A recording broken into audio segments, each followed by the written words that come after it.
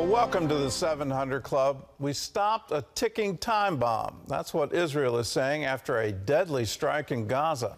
The assault killed key Hamas terrorists who were planning more attacks against the Jewish state. The terrorists were operating out of a school run by the United Nations Relief and Works Agency. Some of them took part in the October 7th massacre. Chris Mitchell brings us the story from Jerusalem. Palestinians say a number of women and children died in the strike, but the Israeli government says some of the worst and most dangerous Hamas terrorists were hiding inside.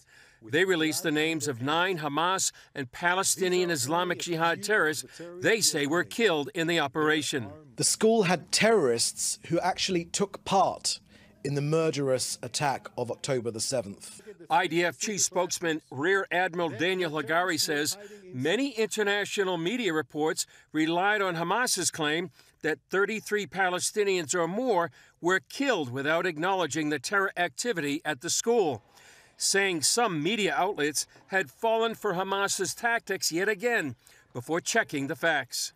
The terrorists inside the school were planning more attacks against Israelis, some of them imminent. We stopped a ticking time bomb. This girl says 5 missiles hit the school, one striking her close relatives. The Israelis say they were doing all they could to avoid hitting civilians. You know, we actually called it off twice just to be sure that we were precise and to limit any unwanted civilian casualties. Our Air Force used precise munitions to target the 3 specific classrooms that the terrorists were hiding inside. In Rafah, the Israel Defense Forces say they're conducting precise operations. They have destroyed a massive tunnel along with rocket launchers hidden near a UN post. They also uncovered a Hamas tunnel entrance inside a child's room in Rafah, identified a house rigged with explosives, a weapons workshop, and weapons throughout the area. Despite claims of a food crisis in Gaza, a new study by 2 Israeli universities found Israel has met or exceeded international standards for humanitarian aid deliveries to Gaza. The study debunks claims by the UN and some NGOs of famine in Gaza and found a more than 50% increase in food deliveries into Gaza from January to April of this year. As the battles rage on in Gaza and beyond, Israeli Prime Minister Benjamin Netanyahu told the IDF Central Command Israel is fighting on many fronts. We're fighting in the south, we're fighting in the north, we're also fighting here in Judea and Samaria. This effort is being carried out in the midst of difficult international pressures that are exerted on us. Netanyahu is now scheduled to address a joint session of Congress on July 24th. Despite the international pressure on Israel, the IDF is making progress, projecting that the military operation against Hamas in Rafah will be over by the end of June or sooner. But the weakened terrorist group is shifting tactics, with Reuters reporting it's moving more toward an insurgency style of fighting, which could extend the war for months. Chris Mitchell, CBN News, Jerusalem. In any other war, what Hamas is doing would absolutely be labeled a war crime, and the world's attention would be on Hamas.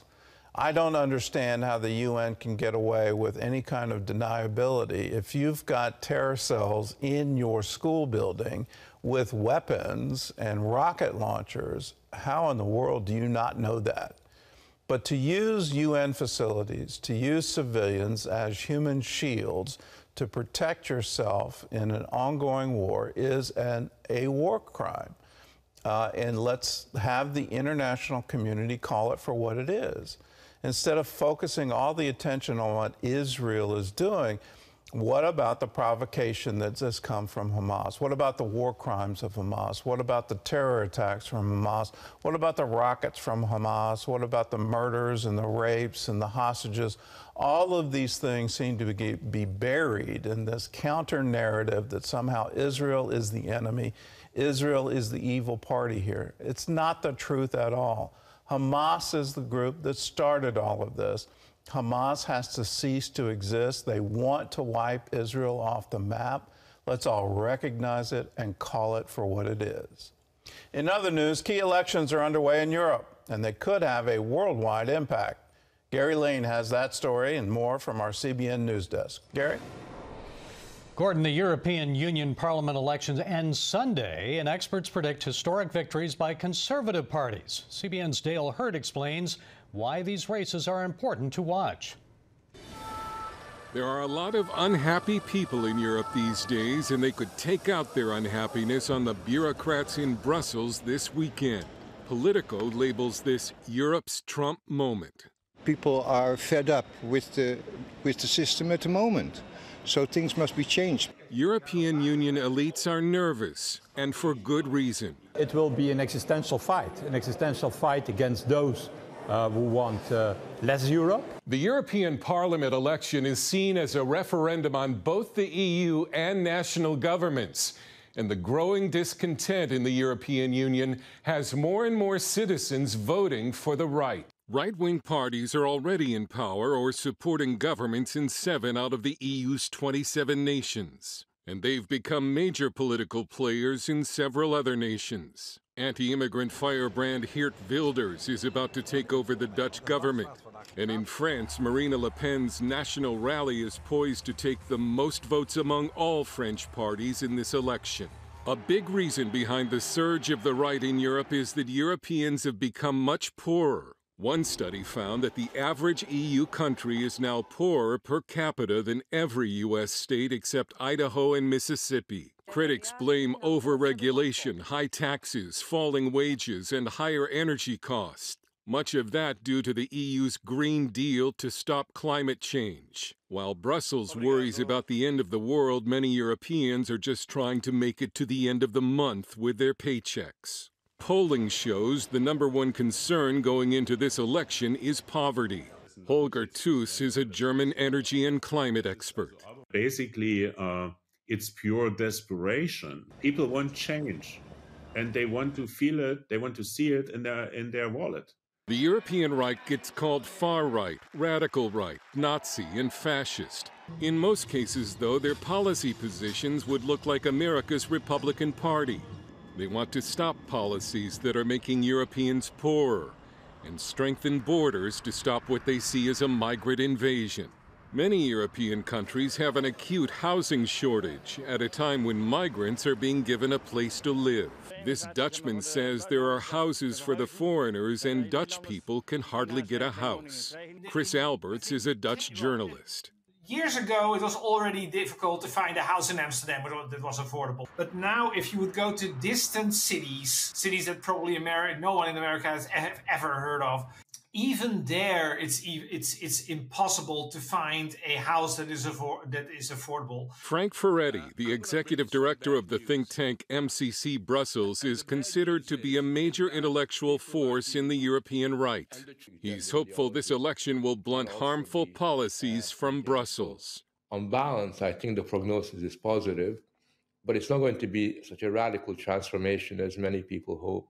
You have to remember that the European Union is a very anti-democratic institution. It's a massive bureaucracy. So my fear is that this massive bureaucracy is still going to be there the day after the election. Some believe even if the right doesn't do as well as expected, it could do well enough to force some major policy changes.